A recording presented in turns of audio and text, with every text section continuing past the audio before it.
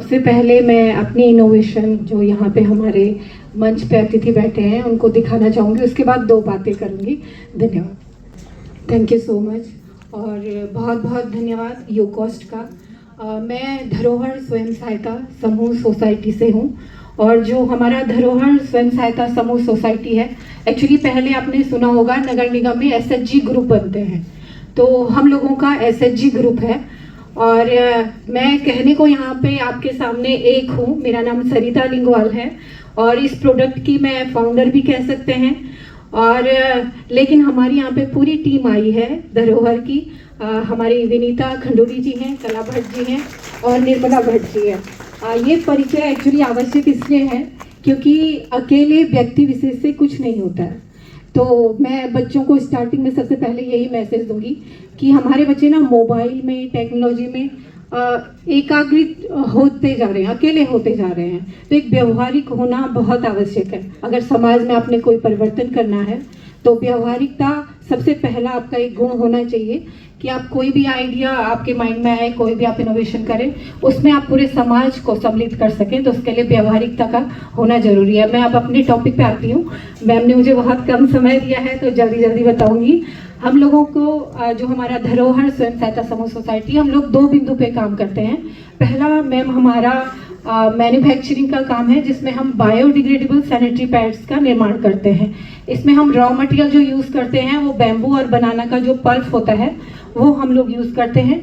इसमें हमारी महिलाएं रॉ मटेरियल के चयन से लेकर, ड्राफ्टिंग से लेकर और पैकेजिंग का काम और मार्केटिंग का काम हमारी महिलाएं करती हैं। हाँ, इसमें जो मशीनरी वाला पार्ट है वो हमारा एनजीओ कॉन्ट्रैक्ट बेस पे करवाता है क्योंकि एडवांस टेक्नोलॉजी का प्लांट अभी हमारे बस से बाहर है, इसके लिए काफ़ी बड़ा इन्वेस्टमेंट चाहिए होता है। तो हमने एक सोल्यूशन निकाला कॉन्ट्रैक्ट बेस पे अपने अकॉर्डिंग अपना प्रोडक्ट बनाना। और इसमें हमारे साथ 200 से ज़्यादा महिलाएं हमारे साथ जुड़ी हैं। 80 से ज़्यादा एसएचजी ग्रुप हमारे साथ जुड़े हैं। एसएचजी ग्रुप, एक ग्रुप में 10 महिलाएं होती हैं जो नगर निगम में रजिस्टर्ड होती हैं और ये एसएचजी ग्रुप हमारे साथ जुड़कर हमारे प्रोडक्ट को सेल भी करते हैं। हमारे जो मैन्युफैक्चरिंग प्रोसेस होता है उसमें भी पार्टिसिपेट करती हैं। तो उनको थोड़ा बहुत जो भी आर्थिक उनका विकास हो पाता होगा, जो हम कर पाते हैं सहयोग, वो पूरा प्रयास करते हैं। पहला बिंदु हमारा जो है वो बायोडिग्रेडेबल सैनिटरी पैड का है। ये बैम्बू और बनाना के पल्प से बनता है तो 85% बायोडिग्रेडेबल है, जहाँ पे भी गिरता है डीकम्पोज हो जाता है। क्योंकि आपने देखा होगा बार बार एक स्टेटमेंट आता है कि सैनिटरी पैड डीकम्पोज नहीं हो पाता, जिस वजह से काफ़ी सारी परेशानियाँ आती हैं।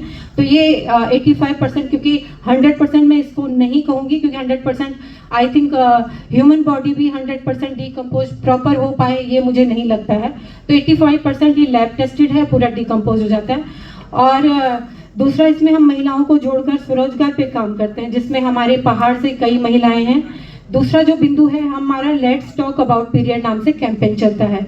लेट्स टॉक अबाउट पीरियड में हम लोग प्रयास करते हैं, जब हम सरकारी स्कूल में जाती हैं तो बच्चियां पीरियड्स पे, माहवारी पे बात करने से झिझकती हैं और परिवार में भी एक टैबू होता है। सबसे बड़ा जो मुझे दुखद लगता है एक महिला होने के नाते मैं सबसे शेयर करना चाहूँगी कि हमारी बच्चियां जब पीरियड्स होते हैं तो आजकल जंक फूड, खान पीन, डाइट वगैरह का इतना गलत वो है कि हर बच्ची पीरियड में सरवाइव करती है। पेन होना, अनकंफर्टेबल, कई सारी प्रॉब्लम्स आती हैं। और इस पीरियड्स के दौरान वो क्या करती हैं, कोई भी पेन किलर ले लेती हैं, कोई भी दवाई ले लेती हैं। और उससे मैं ये मैसेज इसलिए दे रही हूँ और बहुत इंपॉर्टेंट बात इसलिए बोल रही हूँ क्योंकि समय कम है। इससे क्या होता है ना, हमें लगता है जिसने वो टैबलेट ली उसकी हेल्थ खराब होगी या उसका नुकसान होगा। नहीं, ये हमारे आने वाले फ्यूचर का नुकसान है। क्यों? क्योंकि हम कहते हैं पेड़ बचाओ, जल बचाओ, भूमि बचाओ, लेकिन एक महिला जो होती है वो फ्यूचर देने वाली होती है। हमारा जो भविष्य होता है वो उत्पत्ति कहाँ से होती है? नारी के गर्भ से, जो पीरियड से डायरेक्ट जुड़ा है। और जब हम पीरियड्स में अपनी सावधानी नहीं बरतते हैं, अपने शरीर का ध्यान नहीं रखते हैं, हमें क्या खाना चाहिए, क्या नहीं खाना चाहिए, उस समय क्या करना चाहिए, क्या नहीं करना चाहिए, उसका प्रभाव क्या पड़ता है? आने वाली संतान पे पड़ता है। और इसीलिए आपने देखा होगा बिना मेडिकल ट्रीटमेंट के आजकल डिलीवरी होना या कंसीव होना थोड़ा सा इम्पॉसिबल हो गया है। तो जो मेन जड़ है वो है जब बच्चियां पीरियड्स पे जाती हैं तो हम उनको प्रॉपर एजुकेट नहीं कर पाते हैं। और घर में भी कितने भी पढ़े लिखे हों माता पिता, अब तो समय भी इतना कम होता है कि बच्चे को पेन हो रहा है तो मेडिकल से दवाई ले ली और भविष्य खराब कर दिया। किसका? सिर्फ उसका नहीं, अपने परिवार का नहीं, समाज का भी। और हम तो सनातनी हैं, हम तो रीबर्थ में ज़्यादा बिलीव करते हैं कि हमें पुनर्जन्म लेना है, और उसके लिए हमें अभी से अपनी बच्चियों को प्रॉपर हेल्थ देनी पड़ेगी, ताकि जब हम अगली बार जन्म लें तो एक अच्छी कोख और एक अच्छी माँ, एक स्वस्थ माँ के जरिए हमें एक स्वस्थ शरीर की प्राप्ति हो। तो इसीलिए मैम हम स्कूल्स में और कॉलेजेस में, हमारे एसएचजी ग्रुप्स में, जहाँ पे भी हमें वुमेन्स गैदरिंग मिलती है, मौका मिलता है, वहाँ पे हम लेट्स टॉक अबाउट पीरियड के माध्यम से मेंस्ट्रुएशनल एजुकेशन प्रोवाइड कराते हैं। और यू कॉस्ट का मैं हार्दिक धन्यवाद करना चाहूँगी, क्योंकि हमारे एनजीओ को पहला जो प्रोजेक्ट है आदर्श चंपावत में यू कॉस्ट के माध्यम से दिया गया था, जिसमें हमने जो चंपावत डिस्ट्रिक्ट में जितने भी स्कूल्स हैं, गवर्नमेंट स्कूल्स, वहाँ पे ये कैंपेन चलवाया था।